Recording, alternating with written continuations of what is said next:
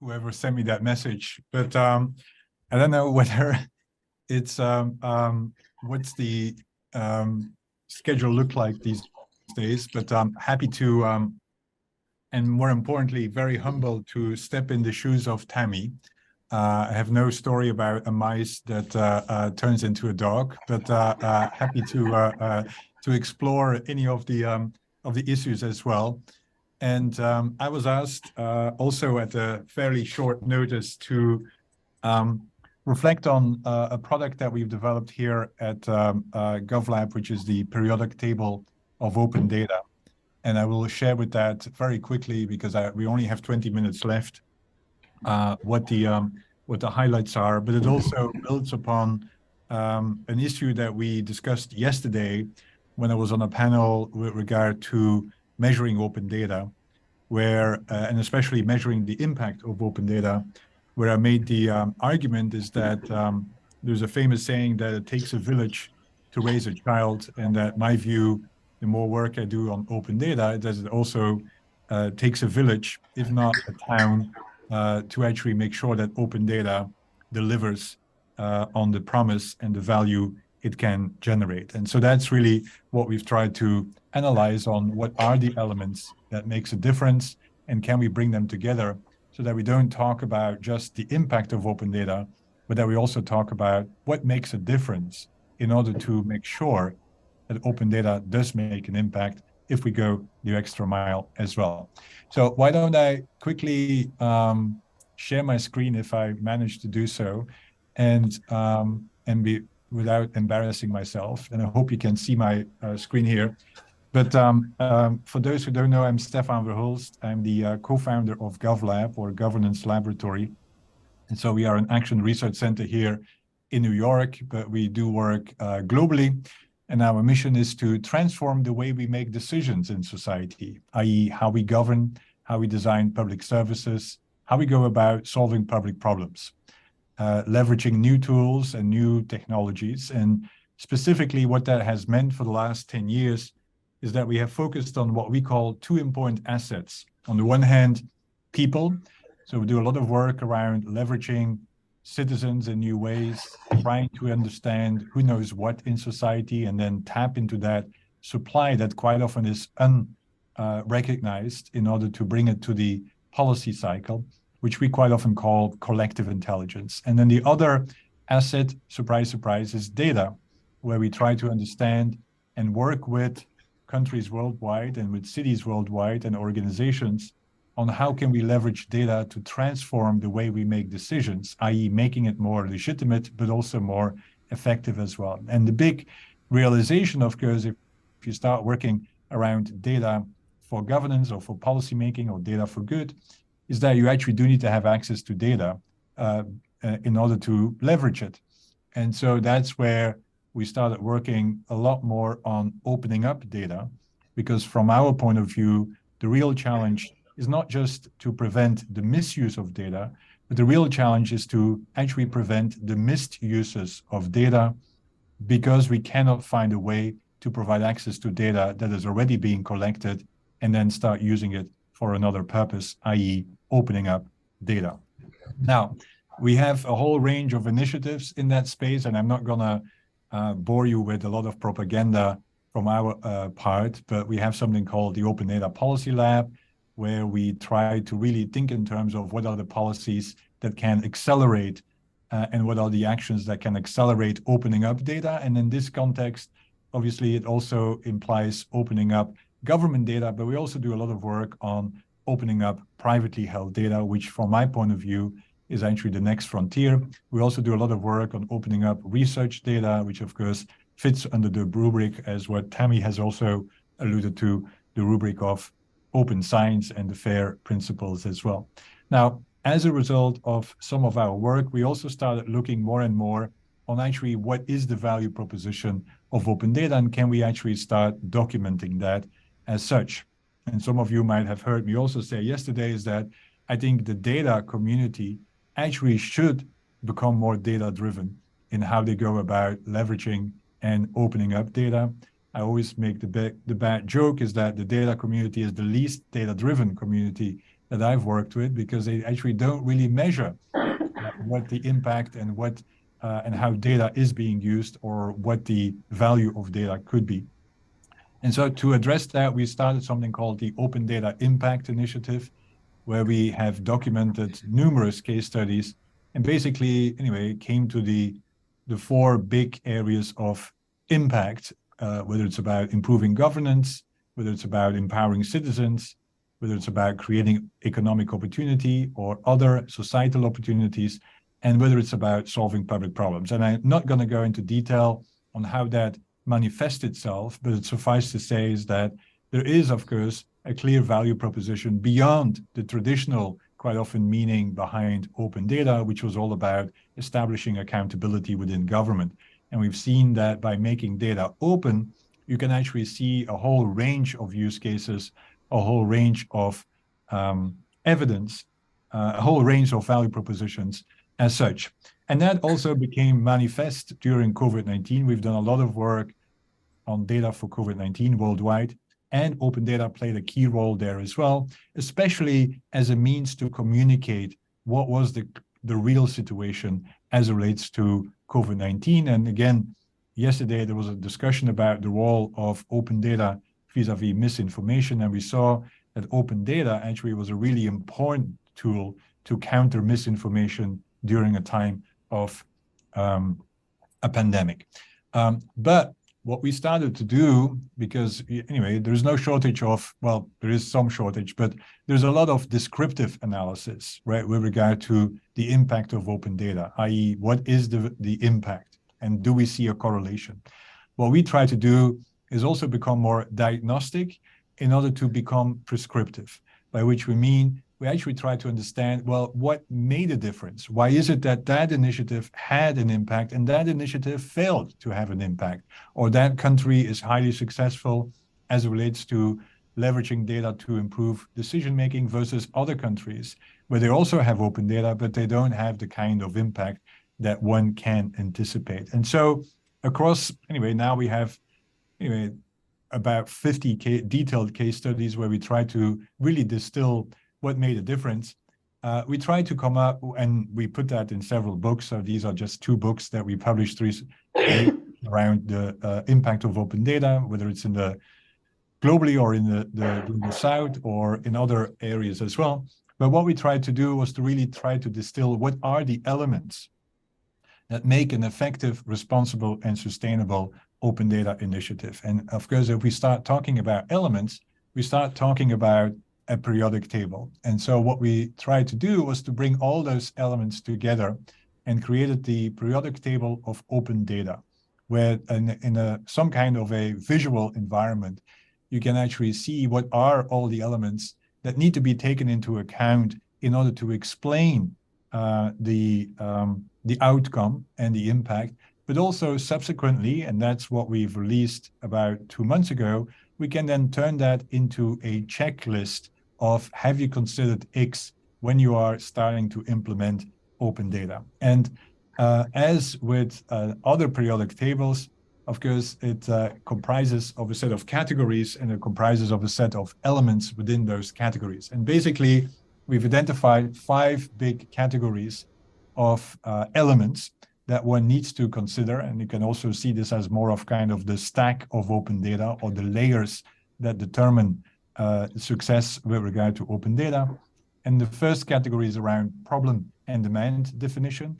But actually, anyway, while you could assume that open data is all about the supply of data, putting the supply out, success depends on actually having an understanding on what's the demand for data, right? And who wants data, who needs data, and how do we then provide the data as well, so that it becomes more targeted, which is also why we have been advocating less for just open data by default, which remains a crucial principle, but also publish with purpose, so that you actually have a more targeted kind of approach to open data.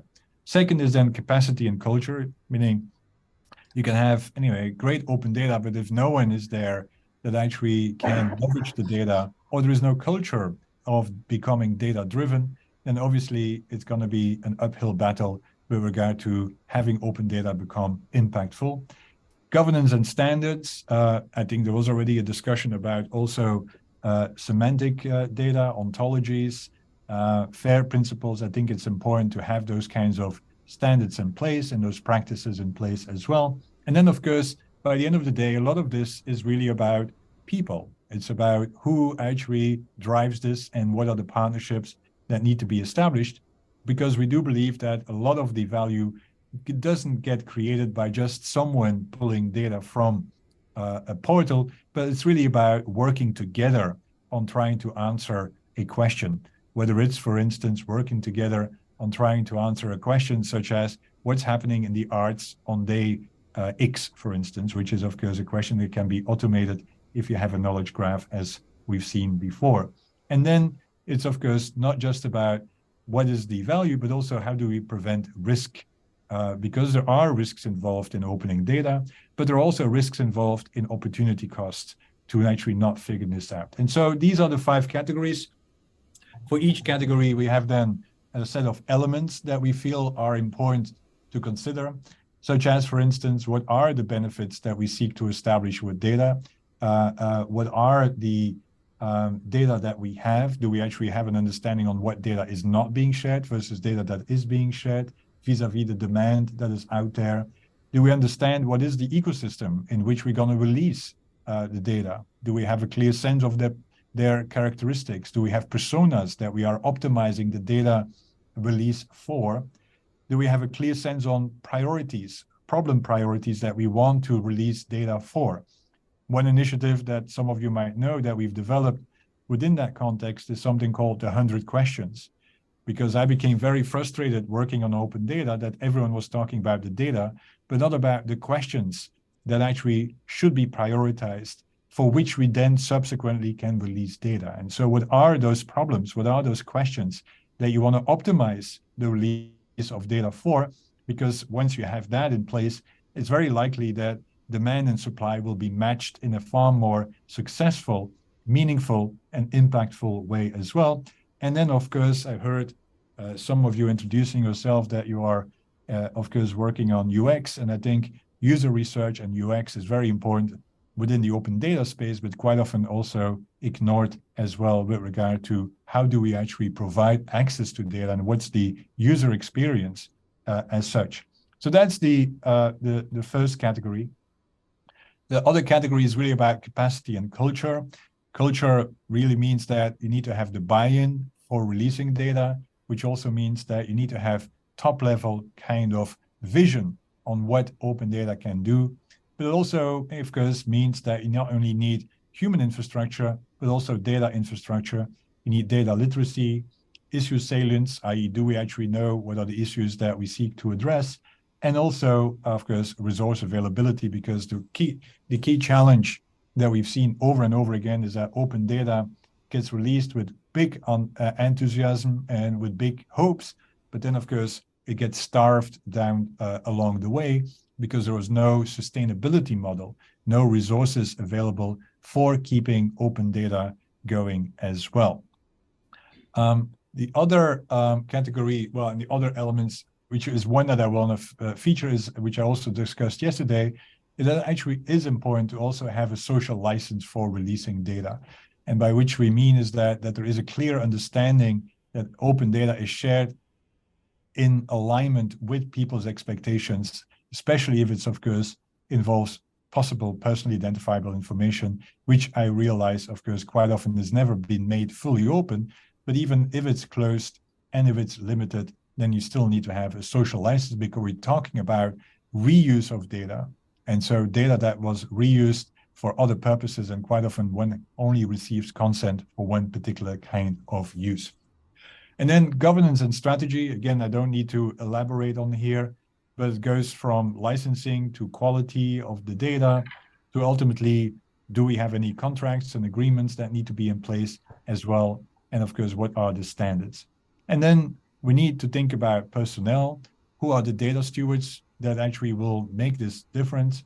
Do we need domain experts that actually can understand the value of data given a certain kind of problem? Because if we only rely on data scientists, quite often we fail to realize the potential value of data for particular kind of domains. which is why we, for instance, are working towards the creation of this community of what we call bilinguals, people that have a domain expertise and a data expertise, because they are the ones that really understand how data can be used vis-a-vis a particular kind of problem, and more importantly, what are the important questions that can be and should be asked to then leverage data for. And then last but not least, of course, risk mitigation, security. To what extent is it inclusive? Because it's also about making sure that no inequities are being funneled through open data, but also privacy by design and so on. And so this is, in a nutshell, the periodic table that we've tried to establish to really, based upon evidence of what works and what makes a difference, to then really give a sense on what are the elements that need to be in place in one way or another to make sure that an initiative, an open data initiative or an open data program does not fail, right? And that we at least have an understanding where weaknesses might be, where strengths might be, and where we need to prioritize next generation investments as it relates to open data. And so to do so, we developed this kind of diagnostic, which can be downloaded at the URL at the bottom there, where we have, anyway, basically just a checklist that guides you through an assessment of whether those elements are in place. But more importantly, because of course, all of this is contextual, we also have wanted to make sure that you could reflect on which elements are actually more important given your context and given your situation. As you might have seen, typical periodic tables also have a number, an isotope. We have not provided a number, but you could provide your own isotope with regard to the importance of a particular kind of element that you see within the context that you work for. And so this is why we also have this kind of diagnostic where you can indicate a number of importance with regard to a particular kind of element, so that you can develop your own periodic table down the line as it relates to what elements matter for the initiative that I work on. But at the sense, you have looked at all the elements that could be important and then made a decision which ones should be prioritized. So with that, that was my 20 minutes of introduction of what we hope becomes a tool for the open data community, but more importantly, perhaps gives you inspiration on how you can develop your own periodic table in the context in which you work, where you can understand what are the elements that actually makes a difference, and how do we make sure that those elements are in place so that we can really maximize the value of open data. Because the real tragedy quite often is that we do all this work to release data and then no value is being created, or we have failed to understand that we actually need to invest first in capacity before we release data that then subsequently might get lost anyhow. So with that, eager to hear whether, first of all, this resonates, also whether there are some elements that we have ignored that from your point of view should be there. And also, anyway, whether this makes sense as a device for checking whether you've designed a particular kind of initiative in a way that has higher chances of success.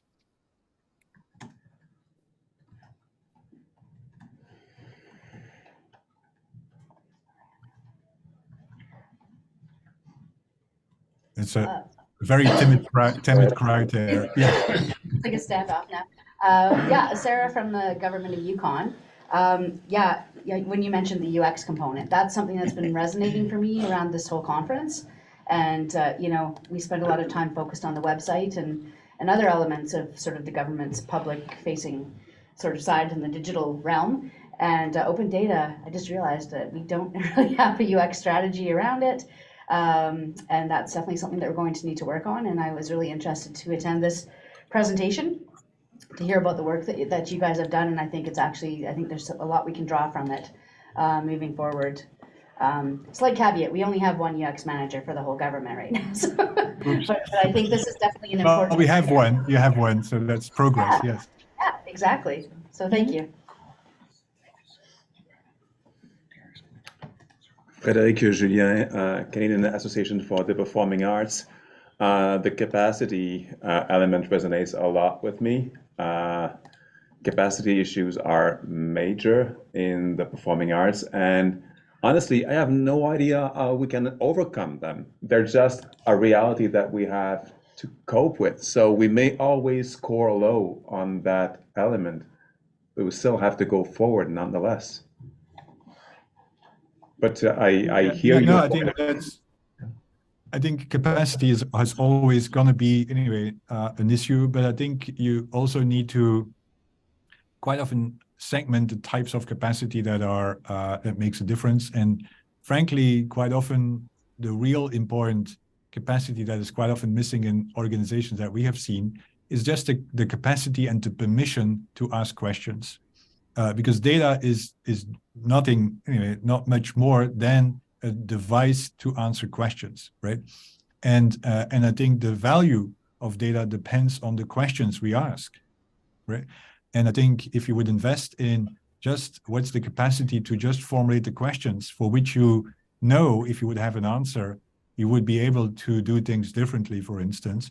I mean, that capacity quite often gets ignored. It's not easy quite often to formulate questions, but if you would just start there, then and become question driven, you would automatically become more data driven as a result as well. And so that perhaps is a way to start. And I think the arts community actually, anyway, in quite many places is in the business of asking questions, right? Through the way they go about framing reality and so on. And so that could be kind of a strength that the arts community brings to the table. We have one comment from Carol McKay, Matak Online. I love the idea, Stefaan. I think we could use this periodic table for our broader data work beyond open data. So thank you, Carol, for that. I also have a question. Great presentation. Thank you again for being here. Yesterday, you spoke about the gap between recommendations made in research and implementation by practitioners. Mm-hmm. Is that gap accounted for in this table, and how do we go about bridging that gap? Yeah, no, very good question, and great seeing you.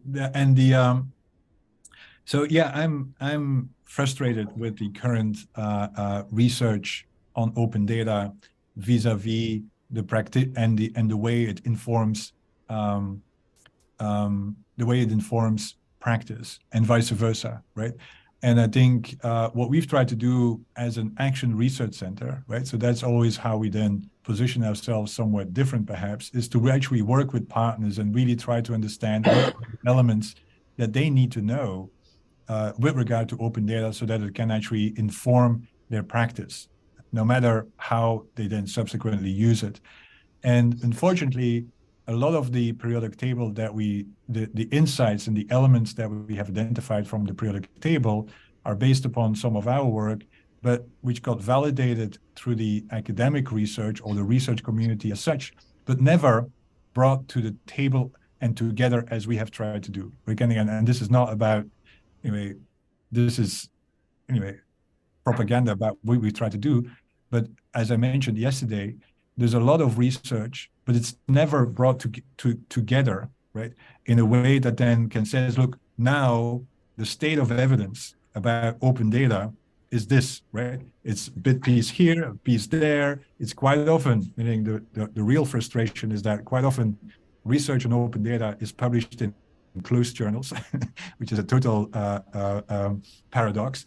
And I think we really need to do better from the research community side to actually develop a joint research agenda and says, let's make sure that we, anyway, bring to the table evidence that can help the practitioners, but we also need from the practitioners then understanding what are the questions that would be valuable for you to have answered, right?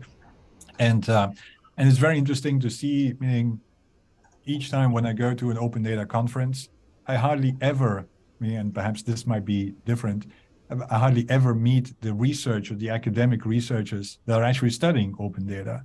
And when I look at the academic research literature, I hardly ever see them cite research that is done by actors that are close to the open data research community, right? And mainly because they only cite academic research that is published in peer review journals, as if other research has never been peer reviewed. I mean, I would say, I mean, this periodic table has been reviewed by, at minimum, 40 people before we released it, but it will never be cited by academic researchers because of their narrow perspective on what research is. And so we need to break those cultures, anyway, we need to bridge those cultures and really make sure that they work together more hand in hand. And that is something that you could do by funneling research funding, right? But also by actually, for instance, I'm not sure whether the Open Data Canada conference had a section where they invited researchers to actually share their research, right? Because most of that research, by the way, gets presented at academic conferences where no open data practitioners ever go. And so you see, that's what I basically mean by my frustration of all this work that never gets never gets shared. But the question is the work, is it not shared because it doesn't answer the questions that practitioners want, right? Or is there something else that is, anyway, just a failure of bridging those cultures that we really need to do more work on as well? I hope that provides an answer as well. But yeah, we do need to do better. And as I said, I mean, in many places, like if you do health research, you would come out with a systematic review on whether that intervention made a difference. How do we do this for open data, right? So how can we get a systematic review to understand whether, for instance, UX makes a difference with regard to open data, right? Meaning that's what I mean by a lot of the open data world never really taps into evidence. I mean, it just assumes that this is the way to do it, right? And I think that's really where we need to do better.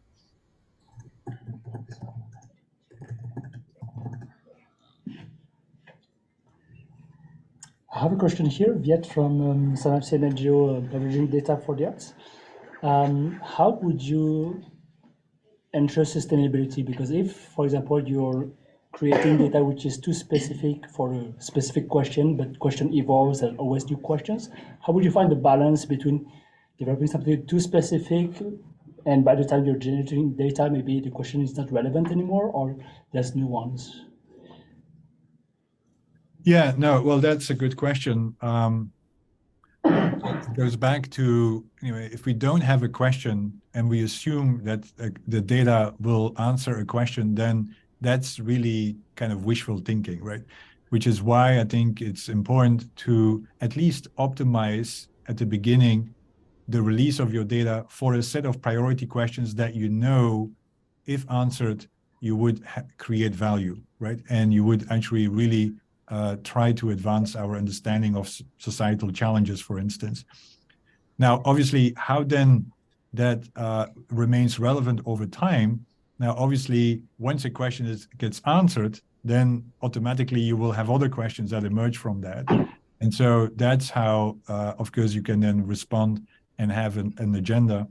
But I think having just an indicator on the topics for which you need data, of which questions can be developed, I think that in itself would already be help, and it would perhaps be less problematic so that it becomes less stale over time. I mean, we've been doing this topic mapping with many organizations. Like, for instance, if you want to prioritize your data for, let's say, urban mobility, well, I think it's important to really try to understand what are the topics associated with urban mobility, right? And then what are then the categories of data that can start answering those topics. And within each topic, you have a set of questions. And again, then you can decide how granular you can go. But anyway, basically my message is it's important to have at least an indicator of the kinds of questions you seek to answer. And it doesn't have to be a fully narrow question. It could also be more of a categorization of topic areas for which you then have questions that can be aligned with the data. Thank you.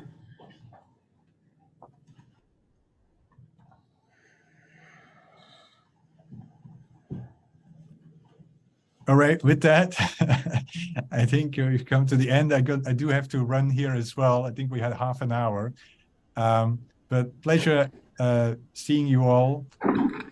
Enjoy the remainder of the conference and looking forward to stay in touch. And again, if anyone has any comments on the periodic table, please let us know because it's in constant beta mode as everything about data always is.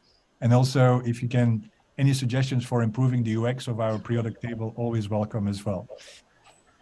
All right, take care. Bye-bye. Thank you.